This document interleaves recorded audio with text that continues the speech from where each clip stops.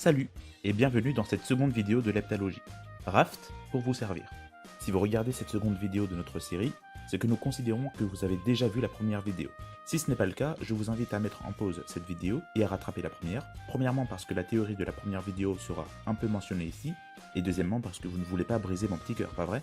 Pour ceux qui l'ont déjà vu, un petit rappel de la première vidéo s'impose. Dans la précédente vidéo, nous avions démontré que Chris serait Patience, un des humains tombés dans l'Underground dans la timeline d'Undertale, et le deuxième d'après l'ordre le plus probable d'apparition des humains. Cette vidéo sera la seule de l'heptalogie qui traitera de deux sujets assez dissociés dans Deltarune. Donc on ne parlera pas de Dark Nurse dans l'Underground, mais plutôt de Dark Nurse d'un côté et de l'Underground de l'autre. Toutes mes excuses pour le coup, je ne suis pas parvenu à mieux scinder nos théories, mais rassurez-vous, c'est, si je m'y suis bien pris, la seule vidéo de l'heptalogie qui traitera de deux sujets très différents, donc le reste sera plus organique. L'objectif dans cette vidéo est donc double. Dans un premier temps, on tentera de poser les bases du fonctionnement du Dark World. Les théories qu'on présentera dans cette première partie auront donc également valeur de loi. Dans un second temps, on essaiera de démontrer en partie le passé des monstres dans l'Underground. Aussi, je ne le répéterai jamais assez, prenez votre temps. Ne passez pas à la suite de la vidéo si vous n'avez pas compris ce qui s'est dit au précédent point. Si vous n'êtes pas d'accord avec ce qui s'est dit, ou si vous avez des questions, je vous invite à joindre notre serveur Discord, Aurora, pour qu'on en discute dans de bonnes conditions. Et maintenant, commençons. L'histoire du chapitre 1 de Deltarune repose en grande partie sur deux différents lieux et sur le contraste qui s'établit entre ces deux lieux. Nous avons le Dark World et ce qu'on pourra appeler, parce que je précise qu'il n'est jamais appelé comme tel dans Deltarune, le Light World, là où se situe Hometown. Le Dark World semble être un monde miniature et formé par les Dark Fountains, dont les habitants sont appelés des Dark Nurse, des objets vus depuis le Light World qui ont pris vie en quelque sorte. Les textures du jeu nous permettent d'accéder au guide du Royaume des Ténèbres de Ralsei, un livre composé de 16 pages collées 2 à 2 qu'il nous faut réordonner. Le guide est assez simpliste. Nous avons la couverture, une dédicace et une préface, suivie de 4 parties. Les contrôles, le menu Overworld, les options de combat et les conseils. Puis 2 pages consacrées aux notes et la fin de couverture.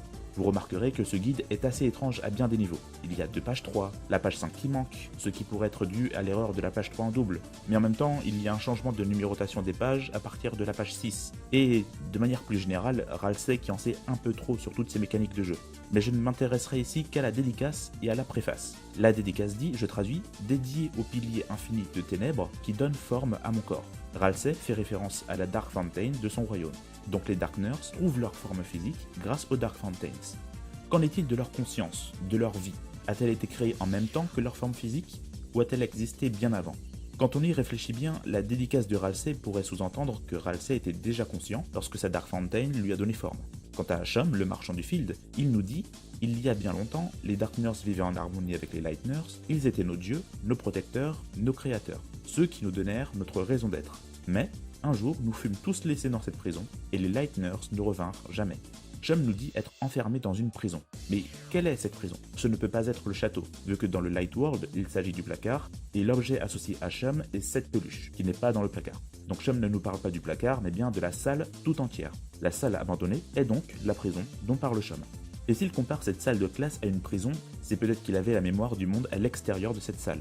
Mais après, on peut toujours se dire que non, et penser qu'une mémoire artificielle a été infusée aux Dark Nurse, ou que Chum a été tenu au courant du passé et du statut des Dark Nurse par rapport aux Light Nurse via une tierce personne, comme le King ou le Chevalier. Alors revenons à notre cher Ralsei. Déjà, Ralsei est un Dark Nurse, qu'on soit bien clair là-dessus, ce n'est pas parce qu'il ressemble à un boss monster qu'il en est un. En revanche, une chose étrange avec lui est le fait que lorsque nous le rencontrons pour la première fois, il appelle Chris et Suzy par leur nom. Il connaît Chris et Suzy, ce qui n'est pas le cas des autres Dark Nurse. Comment cela se fait-il? Est-ce qu'il avait anticipé le fait que Chris et Suzy seraient l'humain et le monstre indiqué par la légende? Il semblerait que non. En effet, Ralsei a écrit dans la préface de son guide « Je ne sais pas encore qui sont mes amis, mais j'ai vraiment hâte de vous rencontrer ». Bien qu'il soit capable de nous donner des instructions complètement méta, Ralsei n'avait pas la moindre idée de qui seraient ses compagnons jusqu'à ce qu'il les rencontre en personne. S'il connaît leur nom, c'est qu'il se rappelle donc de Chris et de Suzy lorsqu'ils n'étaient qu'un simple objet, probablement une peluche. Peluche d'ailleurs qui aurait pu être confectionnée par Chris et Asriel. Regardez, la description du tiroir dans le couloir dit « Il y a des crayons aux étiquettes effacées, il manque le vert ». Et que porte Ralsei? Une longue robe de couleur verte. De plus, en discutant avec Toriel, nous apprenons que plus petit, Chris portait un serre-tête avec des cornes rouges qui auraient disparu après seulement quelques mois. Si Toriel et Asgore portent des cornes blanches, Ralsei, lui, porte des cornes roses. Il s'agit très certainement de ce serre-tête que Chris a posé sur Halsey et dont la couleur s'est estompée avec le temps pour donner ce ton rose. Un peu comme la théorie du ruban délavé de la première vidéo, mais inversée. Enfin, je ne sais pas si c'est vraiment à rajouter pour Halsey ou si ça désigne une toute autre chose. Vous verrez dans la prochaine vidéo qu'on a une autre possible explication. Mais Rudolph nous parle d'une statuette que Chris et Asriel auraient confectionnée ensemble. Apparemment, ils auraient perdu du temps sur les ailes. Donc cette statuette, sans ses ailes du coup, à moins qu'on ne les voit pas, pourrait être le squelette de Halsey. Quant à son duvet blanc, inutile de chercher loin, c'est certainement de la fourrure d'un dreamer. Vu que Chris semble avoir confectionné Halsey, il est donc totalement normal que Halsey se rappelle de lui. Mais Suzy alors? Deux possibilités. La première, un peu trop facile je trouve, Halsey aurait entendu le nom de Suzy au travers de Chris, d'Asriel ou de Toriel par le passé. La seconde, que je préfère personnellement, Halsey a aussi été le jouet de Suzy, et ça ne vient pas de nulle part. Halsey se trouvait dans l'entrepôt de l'école, c'est-à-dire pas dans la maison de Chris. Donc Halsey aurait pu être utilisé par d'autres enfants. Or, à l'époque de Chris, parmi ses enfants, il y avait aussi Suzy forcément, puisque s'ils sont ensemble dans la classe d'Alphys, ils devraient l'avoir été aussi dans la classe de Toriel. Toriel que Suzy d'ailleurs affectionne particulièrement. Donc il se pourrait bien que Suzy ait rencontré Halsey dans la classe de Toriel. Apparaît alors une nouvelle interprétation à la réaction de surprise de Suzy lorsqu'elle voit la véritable apparence de Halsey. Elle serait peut-être étonnée de reconnaître son ancien jouet. Mais on s'égare. En conclusion, les Dark Nurse avaient une conscience bien avant l'apparition des Dark Fountains, lorsqu'ils n'étaient que des objets. Quant au sang dont les Dark Nurse parlent, à votre avis, est-ce vraiment du sang? Je vous le donne dans le mille, c'est de la détermination. Mais avant de vous le prouver, assurons-nous déjà que les Dark Nurse saignent bel et bien. À un certain moment dans notre aventure, alors que Lancer commence enfin à s'affirmer en tant que méchant grâce à Suzy, il nous révèle qu'il a préparé un seau pour y verser le sang des membres du trio. Lancer est un gamin, donc il réfléchit forcément comme un enfant, soit en faisant de son cas une généralité. Ainsi, comme lui serait fait de sang, il en conclurait que tout le monde, y compris les membres du trio, sont aussi faits de sang. Mais ce n'est pas tout. Plus tard dans notre aventure, juste avant que le trio ne se fasse enfermer dans la prison du château, Suzy déclare « Tout le monde saigne, pas vrai ?» Alors beaucoup pensent que Suzy se réfère aux monstres par cette phrase, et que les monstres saignent dans Deltarune. Comme on vous l'a dit dans la vidéo de présentation, nous pensons que les monstres sont comme dans Undertale, faits principalement de magie. Et on peut même vous prouver qu'ils ne saignent pas. Dans Hometown, en frappant à l'une des portes dans l'appartement, un enfant monstre nous répond et nous demande « Est-ce que ça fait mal d'être fait de sang ?» Sous-entendant par cet appel à témoignage que les monstres, du coup, ne sont pas faits de sang. Alors oui, l'employé de la pizzeria à l'hôpital parle de son sang qui bout, mais déjà, on dirait qu'il répète une citation, et en plus, bon, on va pas se mentir, il n'est pas que sous morphine, hein. Enfin bref, tout cela pour dire que Suzy ne parle pas des monstres quand elle dit que tout le monde saigne. Et c'est un quiproquo qu'on pourrait facilement éviter si on prenait cette phrase dans son contexte entier. Petit rewind. Vous êtes sûr qu'il n'y a pas d'autre moyen de rentrer chez vous? La fontaine est gardée. Si vous essayez d'y aller, vous risquez de vous blesser. Et quoi? Allez Lancer, personne ne va battre une équipe comme la nôtre. Si quelqu'un nous fait obstacle, tout ce qu'on a à faire c'est les écraser. Mais si vous deviez vous battre, tout le monde saigne, pas vrai? T'en fais pas pour ça. Qui que ce soit, ils seront morts avant d'avoir touché le sol. Alors je repose maintenant la question, de qui Suzy parle-t-elle lorsqu'elle dit « tout le monde » ? La réponse est « tous ceux qui l'empêcheraient d'accéder à la Dark Fountain du royaume de Lancer ». Et qui sont ces personnes? À la connaissance de Suzy, uniquement des Dark Nurse. Problème résolu. D'ailleurs, vous remarquerez qu'elle sort un « pas vrai » à Lancer. Elle vérifie auprès de lui la véracité de son affirmation. Autrement dit, elle s'assure auprès de Lancer que les Dark Nurse saignent. Et que fait Lancer? Il ne la reprend pas et il ne la contredit pas, alors qu'il le fait lorsqu'il n'est pas d'accord, comme vous le verrez dans quelques secondes, donc il semblerait qu'il valide l'affirmation de Suzy. Ce sang de Dark Nurse serait alors de la détermination rouge logiquement, puisqu'elle est confondue avec du sang, un liquide naturellement rouge. Et comme toutes ces mentions lui sous-entendent une forme fluide ou liquide, ainsi qu'une présence dans relativement tout le corps, cette détermination rouge ne serait pas contenue dans une âme, mais elle serait plutôt répartie partout dans le corps des Dark Nurse, comme du sang quoi. Pour la sauce salsa dont Lancer est obsédé, ça pourrait être aussi du sang, comme Suzy le suppose avant de se faire rectifier, cette fois par Lancer, et donc par double implication, de la détermination. Un des tweets de Toby montre un dialogue inutilisé de Lancer qui avoue à demi-mot avoir usé de la sauce salsa comme carburant pour une tondeuse à gazon qu'il aurait désormais du mal à éteindre. Ce curieux passage révèle que cette sauce salsa est donc une source d'énergie, au même titre que la détermination, puisque l'ancien nom donné par les monstres dans Undertale à ce pouvoir était Soul Power, soit en anglais pouvoir ou énergie de l'âme. Si les Dark Nurse vivent selon les mêmes lois que les humains et les monstres, ils n'ont pas forcément besoin d'une âme pour exister. Prenons exemple sur Flowey. C'est une créature sans âme, et ça se voit, mais ça reste une créature possédant clairement une conscience. Grâce à quoi Flowey peut-elle vivre? Grâce à de la détermination qui a été injectée en lui. Les Dark Nurse sembleraient être comme Flowey, ne vivant que de détermination, à la grande différence que les Dark Nurse vivent naturellement sans âme, tandis que Flowey a été créé artificiellement, en laboratoire. Voilà donc pourquoi les Dark Nurse ne sont pas tous des sociopathes sans émotion qui cherchent à détruire le monde. Mon parallèle entre les Darknurse et Flawin n'est pas si innocent que ça, puisque River Person semble également faire cette comparaison. En effet, parmi ses nombreuses phrases cryptiques, il peut nous sortir ceci: tralala, humain, monstre, fleur. River Person fait clairement une référence à Flowey, tout en reconnaissant que Flowey, du coup, est différent des humains et des monstres. Mais en plus de cela, il utilise une majuscule à fleur, comme on utilise une majuscule à Darknurse, et surtout, il utilise le pluriel, alors que Flowey est manifestement unique en son genre. Comme si River Person connaissait l'existence d'individus identiques à Flowey.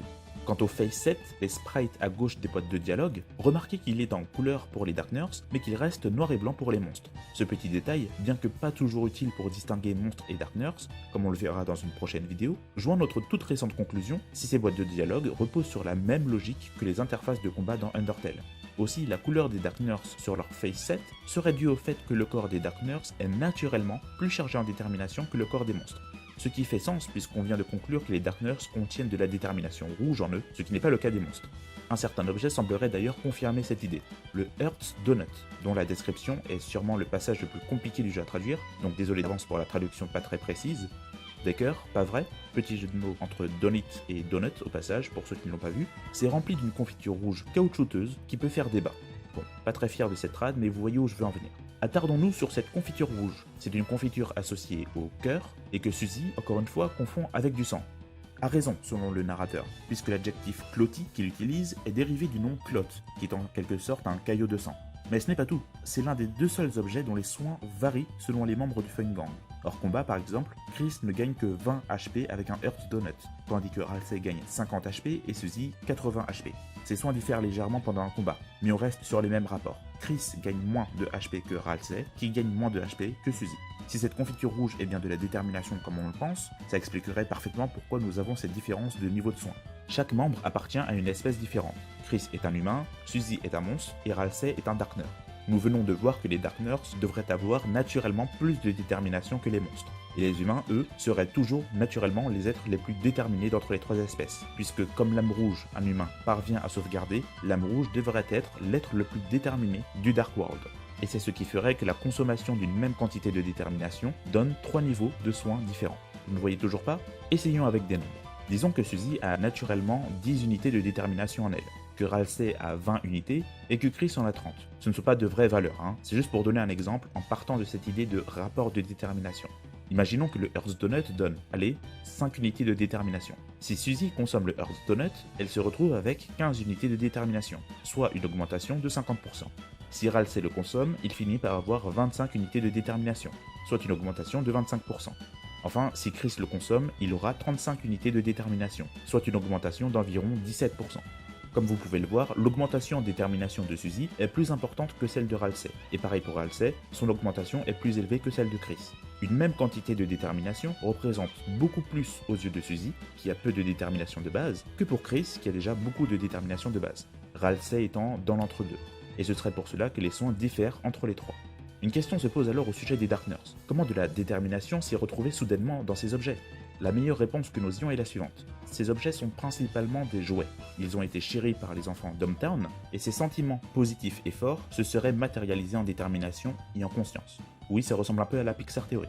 Ce serait pour cela que les Darknurse, quand ils décrivent les Lightnurse, mettent souvent l'accent sur le fait que les Lightnurse étaient ceux qui leur donnaient un purpose, ou une raison d'être. Il y a une abondance de mots comme serve, purpose ou autres mots dans le même registre qui sont répétés par les Darknurse et même Suzy finit par le faire remarquer à Halsey vers la fin de l'aventure. Pourquoi?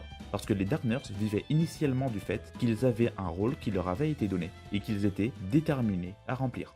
Nous en avons fini pour les Darknurse, mais pas encore vraiment avec le Dark World, parce que j'aimerais qu'on parle des barres de vie dans le Dark World. Enfin, je dis barres de vie, mais je ne devrais pas, puisque ces barres fonctionnent plutôt comme ce que j'appellerais des barres d'énergie. Je m'explique. Pour les plus mauvais parmi nous, ou ceux qui ont eu la très mauvaise idée de combattre J-Vil, vous avez pu remarquer que les barres des membres du trio peuvent avoir des valeurs négatives.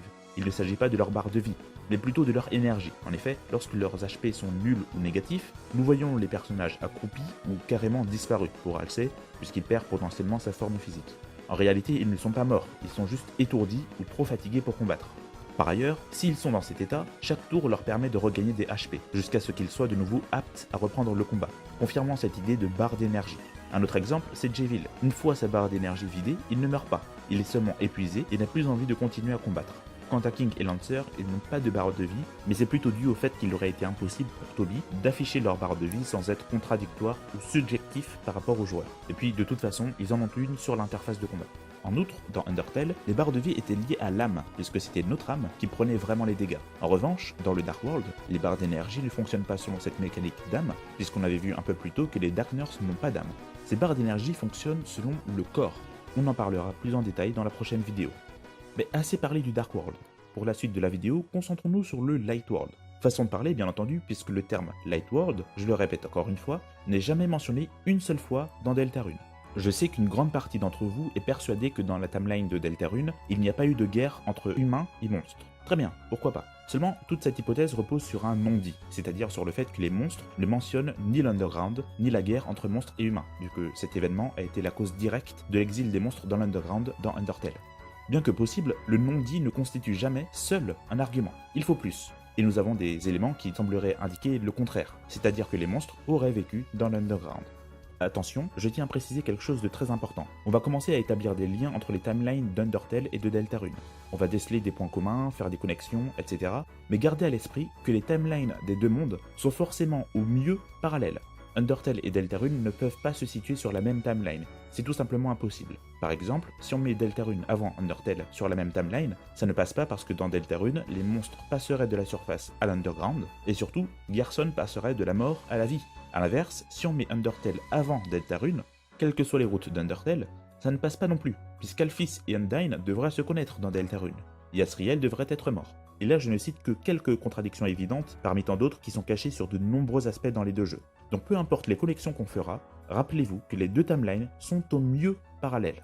Attention, je ne dis pas que les timelines ne sont pas connectées, je pense moi-même qu'elles le sont. Et si l'avenir le veut bien, j'expliquerai en quoi je pense que l'une des timelines est dépendante de l'autre dans ma vidéo bonus. Je tenais juste à ce qu'il n'y ait pas de confusion à ce sujet, voilà. Les éléments indiquant la vie des monstres dans l'Underground se regroupent presque tous autour de la rune Delta. Vous savez, cet emblème que nous voyons régulièrement dans Undertale et Deltarune. Mais avant d'expliquer en quoi elle prouve quoi que ce soit, revoyons ce que l'on sait sur cette rune et son rapport aux monstres dans Undertale. Pour cela, il faut se renseigner auprès de Gerson, la tortue marchande. Pour commencer, la véritable signification de la rune Delta est inconnue. Elle remonte à très longtemps et sa signification originelle a été perdue au cours du temps. Tout ce que dit Gerson après cette phrase est donc une adaptation de la rune faite par les monstres. Il y a en réalité deux prophéties créées par les monstres dans l'Underground. La première est la plus ancienne. Elle dit qu'un ange qui a vu la surface descendrait pour apporter la liberté aux monstres, c'est-à-dire qu'il sauverait les monstres de l'Underground. La seconde joue sur les mots-clés de la première prophétie pour lui donner une version un peu plus sombre. L'ange serait plutôt un ange de la mort, il ne libérerait pas les monstres de l'Underground, mais plutôt du royaume des mortels. Plus simplement, l'ange de la mort descendrait pour massacrer tous les monstres. Ces deux prophéties sont adaptées du même emblème, qui est celui-ci. Le cercle et les ailes sont en haut, tandis que le triangle du milieu pointe vers le bas, et les triangles aux extrémités pointent vers le haut. On appellera cette rune la rune originelle. Maintenant, qui est cet ange dans Undertale ? Selon notre vision des choses et la route que l'on prend, ces prophéties peuvent s'appliquer à Frisk, à Kara ou à Asriel. Les trois ont vu la surface, les trois sont associés au moins une fois à un ange, et les trois ont grandement contribué d'une manière ou d'une autre à la libération des monstres ou à leur mort. Donc pour Undertale, il n'y a pas de vraie réponse, ou il y en a trois, à vous de voir. Revenons à Deltarune et plus particulièrement à Hometown. Si nous ne voyons que la rune originelle un peu partout dans le Dark World, pour ce qui est d'Hometown, c'est un peu plus compliqué. Nous avons en réalité trois différents types de runes, parmi lesquels figure bien évidemment la rune originelle, mais pas forcément comme vous l'imagineriez. Cette rune n'est visible qu'à un seul endroit dans Hometown, et un endroit assez discret en outre, sur le tapis de la chambre de Chris et d'Asriel. Parmi les deux autres types de runes, il y en a une que nous allons écarter tout de suite de notre raisonnement. Celle-ci inclut les trois triangles, mais pointant en direction opposée par rapport à celle de la rune originelle. Cette rune sera exclue de notre raisonnement parce qu'on considère qu'elle n'est tributaire que de la famille Dreamer. En effet, en plus de la trouver sur le linteau de la porte d'Eutoriel dans Deltarune, c'est également la rune que l'on rencontre dans la première salle du château d'Asgore dans Undertale, au couloir du jugement, et on ne la trouve nulle part ailleurs. Cette rune semble être exclusive à la famille Dreamer, car seul Toriel et Asgore l'affichent au linteau de leur porte. Sa signification est alors indépendante de tout ce que nous dirons par la suite, vu qu'il s'agit d'une interprétation qui s'applique à la fois à la surface et dans l'Underground. Quant à cette troisième rune visible dans Hometown, celle qui nous intéresse ici, il s'agit de cette rune. Le cercle et les ailes sont toujours présents, mais il n'y a qu'un seul triangle, celui du milieu, qui ne pointe non plus vers le bas, mais vers le haut. On ne la voit qu'à deux endroits très intéressants. Le premier, c'est la porte d'entrée de l'école de Toriel. Pourquoi particulièrement à cet endroit et pas un autre ? Il s'avère que cette rune, on ne la voit qu'une seule fois dans Undertale, dans l'une des scènes de crédit pendant la fin pacifiste, sur la porte d'entrée de l'école de Toriel, soit à la surface. Ce n'est que lorsque les monstres sont retournés à la surface que la rune a changé. Étrange. Si la rune originelle est connue et appropriée par les monstres comme en témoigne le tapis de la chambre de Chris, mais que la seule rune affichée à l'extérieur de la ville, excepté celle des Dreamers bien sûr, est cette rune à un triangle. Alors cela veut dire que les monstres ont modifié leur rune. Et comme la rune actuelle aux yeux des monstres est celle à un triangle, cela fait de la rune originelle l'ancienne rune dans la timeline de Deltarune. Le changement de rune semble donc bien appuyer la sortie des monstres de l'Underground, et donc par implication leur exil dans l'Underground, suggérant implicitement une guerre passée entre les humains et les monstres. Le second, c'est l'église. Le toit forme le triangle pointant vers le haut, au bout duquel l'ange est fixé. Ce n'est pas une coïncidence, parce qu'on parle bien de l'église où l'on vénère un ange. Ce n'est pas n'importe quel bâtiment. D'ailleurs, pourquoi les monstres vénèrent-ils un ange? Vous vous êtes posé la question? Dans Undertale, les monstres ne vénéraient pas d'ange dans l'Underground, alors qu'ils attendaient que la prophétie se réalise. Vous voyez où je veux en venir? Juste avant, nous avions déduit que les monstres avaient vécu dans l'Underground et qu'ils en étaient ressortis. Mais s'ils en sont ressortis, comment s'y sont-ils pris? Eh bien, peu importe la méthode Kara en récoltant les âmes humaines à la surface, ou la méthode Asgore en récoltant les âmes d'humains depuis l'Underground, le fait est que les monstres vénèrent désormais un ange, donc leur sauvetage est dû, d'une manière ou d'une autre, à l'intervention d'un ange. La première prophétie des monstres dans Undertale s'est donc accomplie. Pour récapituler, il existe 3 runes différentes à Hometown. La rune originelle, qu'on ne voit que dans la chambre de Chris, cette rune, qui semble être une rune propre à la famille Dreamer, ou peut-être plus globalement une rune spécifique au boss monster, et cette rune, que l'on voit à la porte de l'école de Toriel et au toit de l'église, et qui n'était visible qu'à la surface dans Undertale. Les monstres de Deltarune semblent avoir également vécu dans l'Underground, ce qui implique l'existence d'une guerre humain-monstre. Vu qu'ils sont à la surface maintenant, ces monstres ont réussi à sortir de l'Underground. Grâce à qui? Grâce à un ange que les monstres vénèrent depuis. Mais un instant, il reste le problème du bouquet de fleurs d'Asgore. De quoi est-ce que je parle? Sur le frigo d'Asgore, il est possible de voir une photo de Toriel et de lui durant le jour de leur mariage. Toriel tiendrait d'ailleurs un bouquet de 7 fleurs. Et dans l'arrière-boutique d'Asgore sont disposées 7 fleurs de couleurs différentes, auxquelles Asgore semble tenir particulièrement, puisqu'il va jusqu'à les conserver. La logique fait qu'on se dise que ces fleurs sont les 7 fleurs de la photo. Seulement, parmi ces fleurs se trouve une Golden Flower, une fleur dorée qui n'était pas présente dans l'Underground jusqu'après la mort de Kara. Si Asgore et Toriel se sont mariés, il semblerait que ça se soit fait à la surface, et non pas dans l'Underground. Ou les deux. Il existe en effet une autre approche. Rappelez-vous, nous avions vu que les monstres de Deltarune sont aussi essentiellement constitués de magie. Cependant, à l'ouest de l'église se trouve un cimetière, alors que les monstres tombent naturellement en poussière lorsqu'ils meurent. Et contrairement à Undertale, où la cuisinière de Toriel était intacte dans l'Underground, puisqu'elle utilisait de la magie de feu, cette fois dans Hometown, nous pouvons voir, avant de partir pour l'école, qu'elle utilise sa cuisinière pour préparer sa tarte, et donc qu'elle ne passe pas par sa magie de feu. Or, les monstres savent utiliser la magie, puisque Suzy, un monstre, non seulement a des statistiques positives en magie, contrairement à Chris qui a des stats nulles, mais nous envoie également des attaques magiques lorsqu'on la combat. Du coup, qu'est-ce qui se passe chez les monstres dans le Light World? Il semblerait tout simplement que les monstres suivent les coutumes contemporaines des humains à la surface. Les tombes et le cimetière sont alors des nouvelles coutumes parmi les monstres qui remplacent ou se rajoutent aux anciennes. Ces anciennes coutumes étant le fait de déposer l'essence des défunts sur leur objet favori, je rappelle. Les monstres n'utilisent pas leur magie à la surface et préfèrent passer par des alternatives matérielles. Quant à Asgore et Toriel, il se pourrait qu'ils se soient remariés légalement à la mairie, comme cela se fait de nos jours, étant donné que leur mariage dans l'Underground, sous un régime monarchique, n'a plus vraiment de valeur aux yeux des humains dans un système démocratique. Et oui, il y aurait un minimum d'interaction entre les humains et les monstres. Toriel possède des moules à gâteaux en forme de monstres et d'humains, alors que dans Undertale, elle n'avait que des moules en forme de monstres. Mais surtout, l'animé favori d'Alphys, Mew Mew Kissy Cutie 2, a reçu une critique parfaite de la lézarde dans Deltarune. A contrario, dans Undertale, c'est limite si elle lui crachait dessus. Qu'est-ce qui aurait été le facteur décisif d'un tel revirement de critique d'Alphys? Soit c'est Alphys qui a des goûts différents entre les deux mondes, soit c'est le fait que les monstres soient à la surface qui a été une nouvelle source d'inspiration pour les scénaristes de l'animé. Nous en avons enfin fini pour ce qui est de démontrer que les monstres ont pu vivre dans l'Underground. Ainsi, contrairement à Undertale, l'ange que les monstres vénèrent n'est pas n'importe qui. Il a une identité bien précise pour les monstres qu'il nous est possible de déterminer. Procédons par un simple processus d'élimination. Lorsque nous parlons à Alvin, le prêtre, celui-ci nous encourage à participer à la chorale au lieu de ne manifester de l'intérêt que pour ce terrible jus de fruits. Il nous indique également qu'Asriel faisait partie de la chorale. Aussi, à moins que chez les monstres on ait l'habitude de chanter pour s'honorer soi-même, l'ange n'est ni Chris, ni Asriel. Il ne reste plus beaucoup de candidats. Non. Nope. Non plus. Quoi? Non, mais c'est même pas Undertale. Ok, stop. L'objectif de la prochaine vidéo sera donc de vous démontrer qui est l'ange dans Deltarune, et surtout, quelle a été son histoire. Voilà, c'est tout pour cette vidéo, j'espère que vous avez apprécié les théories que nous vous avons présentées aujourd'hui. Je remercie les aptalogistes pour leur aide et leur participation, et je vous dis à bientôt.